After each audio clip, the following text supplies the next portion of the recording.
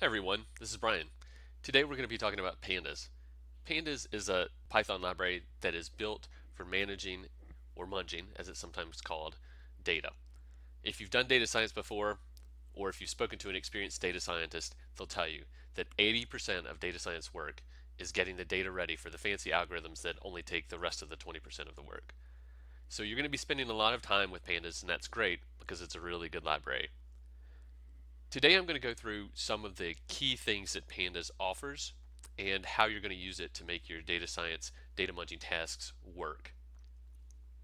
This is going to be a high level overview. The idea is that if you're coming from a different package or language, some of this will be familiar, but also if you're new to this in general, this will be a good way to learn these initial tasks so that you can apply them in the future. So with that said, let's try to keep this video short as we always do. I'll be coming back to several of these things in more detail later. So again, the idea here is just to get you started with this, to get you something that works right out of the box and that you can generalize to other situations. May not be the fastest, but we'll come back and we'll talk about different ways that you can do them and faster ways that you can do them later on. Okay, so let's get started. As always, we're going to first pull up our terminal, or if you're in Windows, you're going to pull up your command window. Whatever you do to get your Jupyter Notebook started, we're going to be working in Jupyter Notebooks as always, just because it's a convenient way to do these things. And also, I'll mention that I am posting these Jupyter Notebooks on my GitHub. If you want to go look at them, there's not a lot there, obviously, because we've just been doing intro videos. But if you want to go look at them now or in the future, you can see them linked here. I've highlighted it in the document. Okay, so now let's really get started. As we always do, the first thing that we're going to do is start, let's see, I can't type and talk at the same time, is start our Conda environment. Source activate Monkey Town is what we've been working with, so let's stick with that. All right, then we're going to Jupyter Notebook. There we go. All right, you can see that we've got a couple of folders here. We're going to go to our Pandas 1 examples. Click on that, and we can just minimize the terminal because we're not going to be using that anymore right now. Make this guy a little bit bigger. And start working. Okay, as I've already mentioned, Pandas is a package for data manipulation. If you want more information on it, you can go to this link here. It will give you some history and some background and some details on it. It gives us a few things that are important to us from a data science perspective. It gives us a primary data structure and wrapper for it. That primary data structure is a data frame. If you've done data analysis before, you're probably used to thinking of your data as a column by rows matrix. Well, there's not a structure like that in Python by default. So we have to build one. That's been done before already with the NumPy library. Pandas builds on NumPy and gives us some other features that make data manipulation easier and more convenient. So again, one of the main things that Pandas gives us is data manipulation tools. These are the tools that you're going to expect when you start to work with your data. To use some of the database lingo, it's create, read, update, and delete operations. If you've been doing statistics for a while, or if you're coming from a more data analytics perspective, you might understand updating data as recoding data. It's also going to give us some basic statistical facilities. We will talk briefly about those in this video, and some basic plotting capabilities, and I'll show you a quick example of that. So all in all, it's this very comprehensive library that lets us work with our data and explore our data at a basic level and do it quickly and easily. The first thing that you need to do to get Pandas started is import the library. We haven't talked much about this yet. In Python, to make a library accessible, you have to first import it. I'll go into that a little bit more in a Python-centric video. But for now, let's just know that the first thing that you have to have, or one of the first things that you have to have at the top of your script, is an import pandas statement. And that, again, just makes the library accessible to us. Okay, so that's how you import pandas. But one important thing I want to let you know if you're working in 2.7 is that anytime you're doing analytics, it's good practice to add at the very top of your script from future import division, this line right here. What that does is it changes the way that the division syntax works a little bit. By default in Python, if you use a single slash, like is commonly used in division, you get floor or integer division. So that means, for example, if you're doing 12 divided by 5, the answer you would get in 2.7 with a single slash by default is 2. And that's not what you want. You probably want 2.4, which is what you get if you weren't using floor or integer division. So good practice if you're using Python 2.7 and you're going to be doing any kind of math in your code, you might as well just add it at the top so you don't have to worry about it.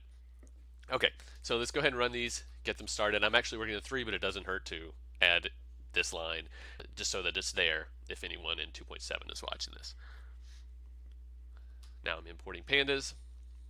And now one of the first things that we might want to do when we're doing a data analysis task is to create some data. It's fairly rare that you're going to manually create data like I've done here, but I just wanted to show you a little bit about how the pandas syntax works. So you can see here that I've imported pandas and aliased it as pd. So now whenever I want to call a pandas function, then I'm just going to type pd and then the method name after that. So here, to create a data frame manually, the method is pd.DataFrame, and then you pass it an array of the data that you want to create. So here, this is the array.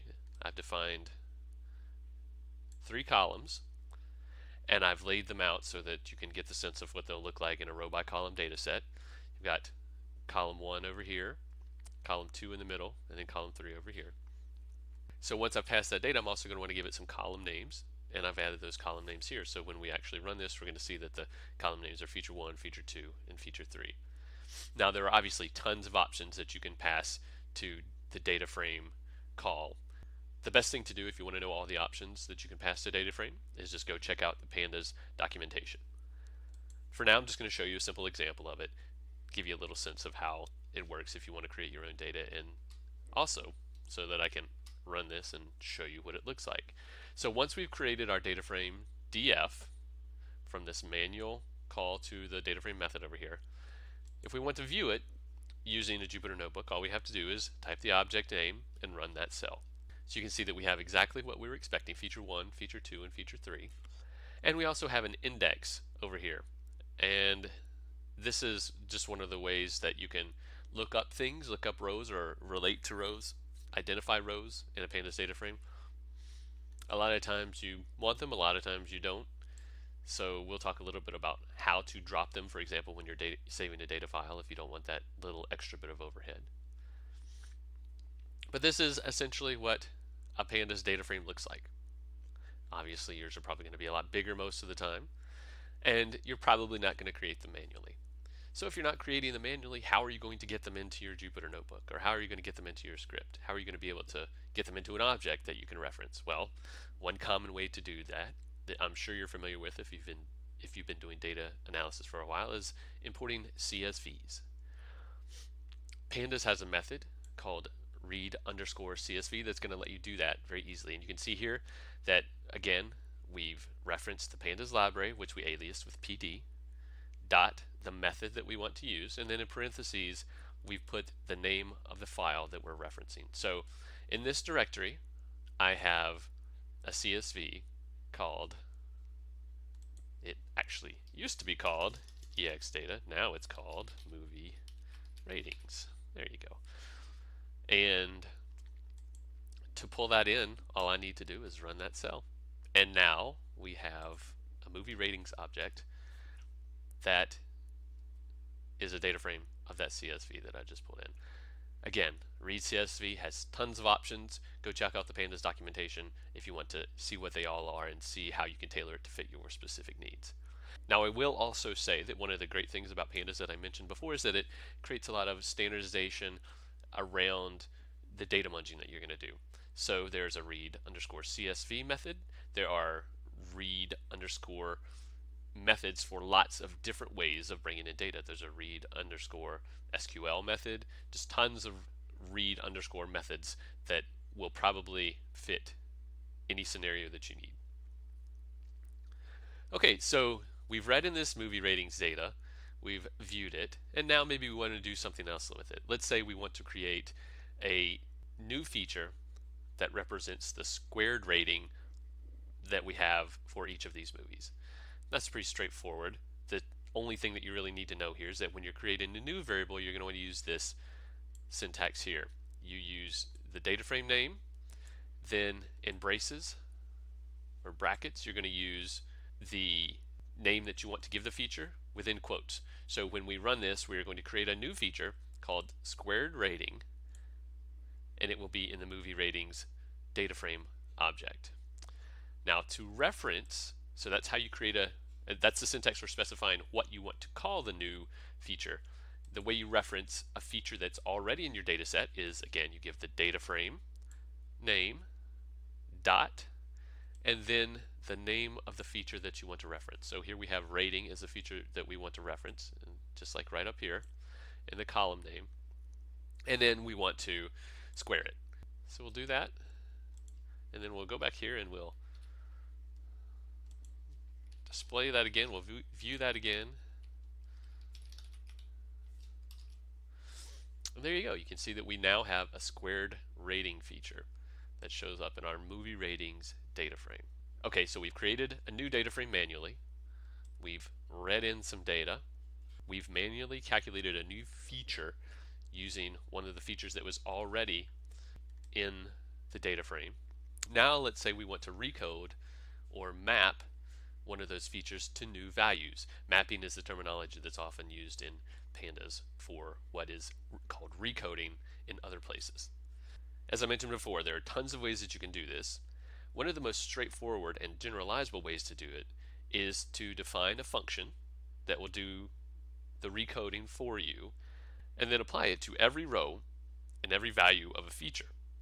Now, I've listed over here that when you're recoding and mapping variables, you can use the apply function or the aggregate function, or you can pass a dict to the map function. Again, there's several different ways that you can do that. Each of these has its own specific use case that it's good for. The one that generally works the same across a few different tasks is apply.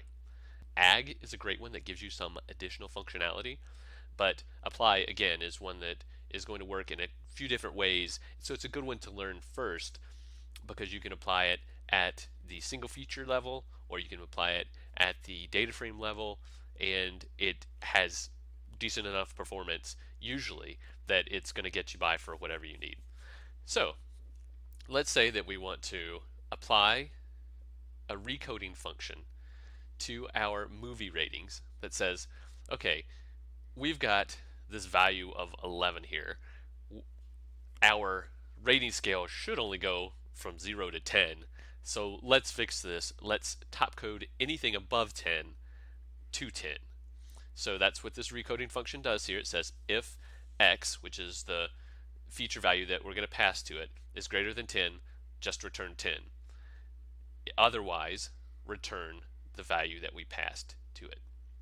Again, not the most efficient way to do things, but a way that's fairly straightforward to understand and that can be generalized to other situations. So here we are. We're laying out the syntax to name the new feature. So we're using the same format that we used above. We put the data frame name, the data frame object name, movie ratings, and then in brackets within quoted strings, we're going to define the name of the column that we want to create. So we're going to create a new column called new rating. And here I've added just a little extra bit here. This is a line continuation character. Use this anytime that you want to break a line and move it down to the bottom. The reason I did this is just because this is getting kind of long. You can see that it's a little hard to see. I would have had to scroll over. But this is what it would normally look like without the line continuation character, and that would obviously work fine. If I want it to continue along to the next line without having any issues, I'll just put that line continuation character, hit return, and tab a little bit. One thing that'll get you, one gotcha that you might not expect, and it took me a little bit of a while to realize why I was just getting these random errors. If there's anything after this line continuation, for example, even a space, then it's going to give you a hard time. It's not going to continue correctly. So make sure that there are no spaces or anything after your line continuation character.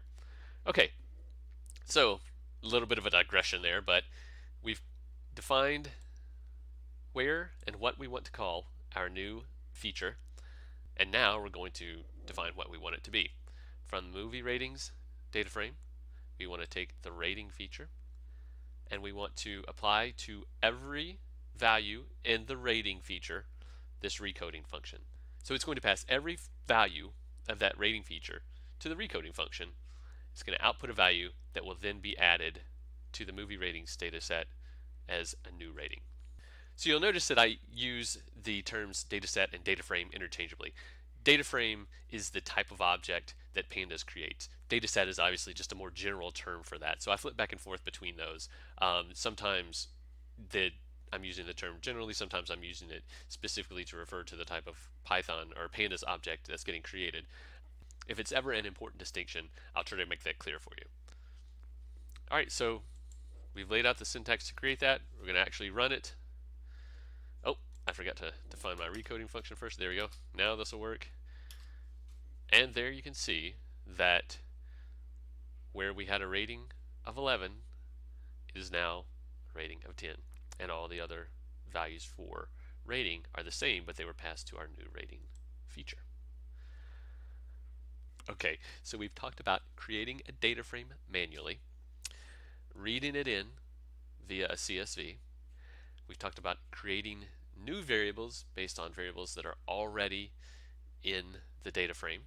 We've talked about recoding or mapping new variables. A couple other things that you might want to do are to subset your data and then save it after you've done these data manipulations on it. Subsetting is referred to as indexing, usually in Pandas lingo. The way that you do that is fairly straightforward once you've learned the syntax, but it can be a little daunting at first. First thing that I'll note is that, as before, we're going to specify our output object. So we're going to create a new data frame called movie rating subset. We're going to pull from, or we're going to subset the movie ratings data frame that we've been using up until now. Now, after the dot, the method that we're going to use, or the Pandas functionality that we're going to use, is this loc indexer. Now, there are a couple of different types, actually there are several different types of indexing that can be done in Pandas.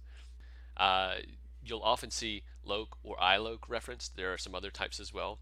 I'm going to stick with loc, and what that lets you do is refer to labels, which is the natural way of thinking about our data frames. So instead of actually referring to positions, it's usually more straightforward and more understandable to refer to things based on their labels. So know that there's some other ways that you can do this, and we'll get into those later, but for now we're going to talk about just loc to keep it simple and straightforward. Alright, so within the brackets, the general syntax is, I'm just going to write this here for a second. As you can see over here, it might make a little bit more sense, but the general syntax that you're going to use is your row filter and then your column filter. Now, if you don't have one of these, if you only want to focus on columns, or if you only want to filter on rows, you just leave one out. So if we had no row filter, we just wanted to filter on columns, we could leave it out by just dropping that bit right there, and vice versa. So in this case, we're going to do filtering based on two things. We're going to filter the rows based on movie ratings where the new rating is greater than or equal to 5. And we see we've got our comma here to specify out that we're talking about column filters. And we're also going to keep only the movie and new rating columns. So when we run this, we should expect to get any rows that are greater than 5 for the new rating feature, or equal to or greater than 5 for the new rating feature, and only 2 columns, the movie and new rating columns. So let's see if that's what happens. Yeah, sounds good.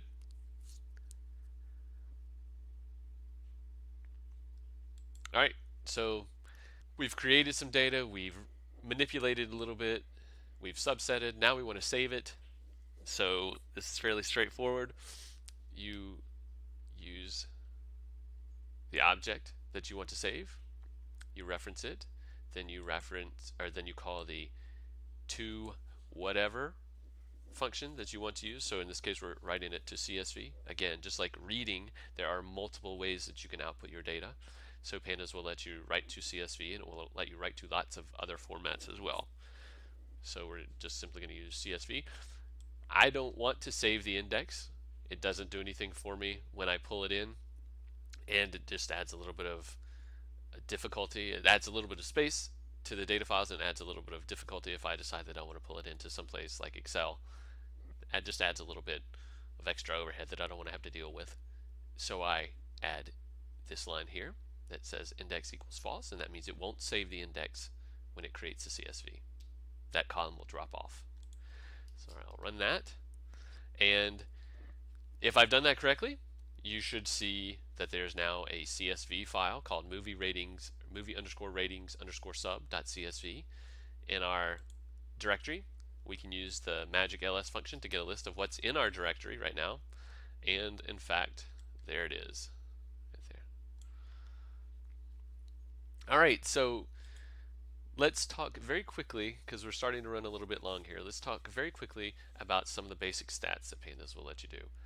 These are things that are operating on the data frame and then the feature. Now you can run these for a data frame at a time, but usually you'll want to run them for one feature at a time. Otherwise, if you've got a large data frame, it may take a long time and give you more information than you want. But let's say we want to get the mean for the new ratings feature that we created earlier. We're going to use the original movie ratings data. We don't want to use the subsetted version, so we're just going to reference that data frame. Same syntax as before. We're going to reference the feature name, and then we're going to reference the statistic that we want. There you go. We can see that it's 5.8, and let's say maybe that we want to get the minimum instead. We'll use the min function. There you go. And these are things that Pandas gives you out of the box. There are a whole host of them. Pretty much any basic statistical function you can think of, there will be a Pandas version of it. And generally, all you need to do to use it is follow this same syntax format here. Data frame, feature, and then the function that you want to use. So I mentioned at the beginning of the video that Pandas also gives you some basic plotting functionality. So combined with the basic stats, this plotting and those stats really help you do a lot of exploration of your data as you're doing the data munging. Here's an example of how quick and easy it is to do a basic line plot. Now, Pandas is fairly smart about your data. It will usually use the right kind of plot just by default. If you need to define it, you can define it. If you need to, you can define exactly how you want to plot something. A little bit of prep work that you need to do, or probably want to do, to get this to work is import matplotlib, a couple of features related to that. You might want to set the style. If you're coming from R, there's a ggplot style, which will make you feel at home in Python. And then you want to tell it to display the graphs in line with matplotlib inline. Once you've done those things, all you have to do is using the same format that we used above for the basic stats. DataFrame feature dot plot, and you can see we get a nice little line plot of our ratings. So there you go. This has been a quick introduction to Pandas. I wanted to keep this short, so that's why we haven't gone into a lot of detail. But this covers about 2 months worth of questions for me as I was getting into Python for data science.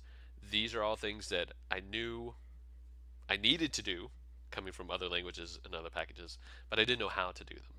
So hopefully this has moved you forward a little bit more quickly than I moved myself forward back when I was learning this. In some of the future videos, we'll get into how to make these things run faster and how to apply them to different scenarios. But for now, this should get you pretty far.